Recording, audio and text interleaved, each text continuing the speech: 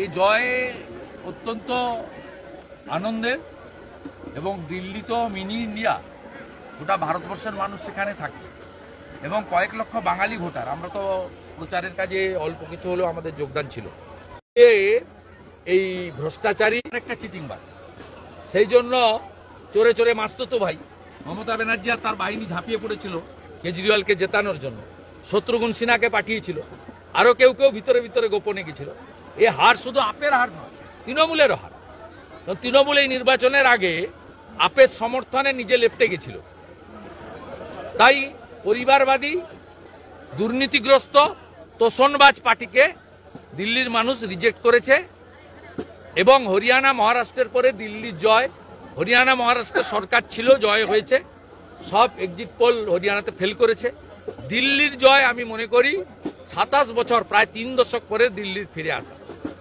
একমাত্র কারণ হচ্ছে দেশের যশস্বী প্রধানমন্ত্রী নরেন্দ্র মোদী, তার ক্যারিশমা, তার উন্নয়ন, তার প্রতি ভারতীয়দের যে আস্থা, তার প্রকাশ। আর যে হিন্দু সনাতনীরা ভোট দিতে বেরোতো না, তারা মহারাষ্ট্র নির্বাচন থেকে বিপদ বুঝে তারা ভোট দিতে বেরোচ্ছেন। সেই কারণে এই জয় সুনিশ্চিত হয়েছে। মহারাষ্ট্রে 19 সালে 61% ভোট ছিল, এবারে 66.5 হয়েছে।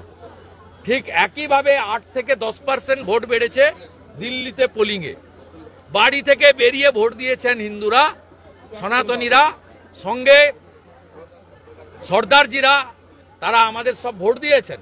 পূর্বাঞ্চলী ভোটার, ইউপির ইস্টার্ন জোন, বিহার, ঝাড়খণ্ড, পশ্চিমবঙ্গ এবং উড়িষ্যা, 29টা বিধানসভা কেন্দ্রে আমরা এই পূর্বাঞ্চলীয় ভোটাররা মেজরিটি ছিল।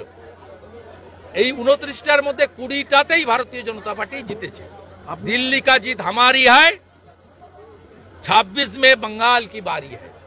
বিহারে তো সাফ হয়ে যাবে, তো ঝড়ে উড়ে চলে যাবে। আপনি দিল্লিতে যে এলাকাগুলোতে সেখানে প্রচার করেছিলেন, দেখা গেছে অধিকাংশ ক্ষেত্রে সেখানে আপ হেরেছে এবং বিজেপিও জিতেছে। বাঙালিদের কনসলিডেট করার কাজটাতে পার্টি দায়িত্ব দিয়েছিল। বাঙালি বুথগুলো থেকেও আমি হিসাব নিয়ে নিয়েছি।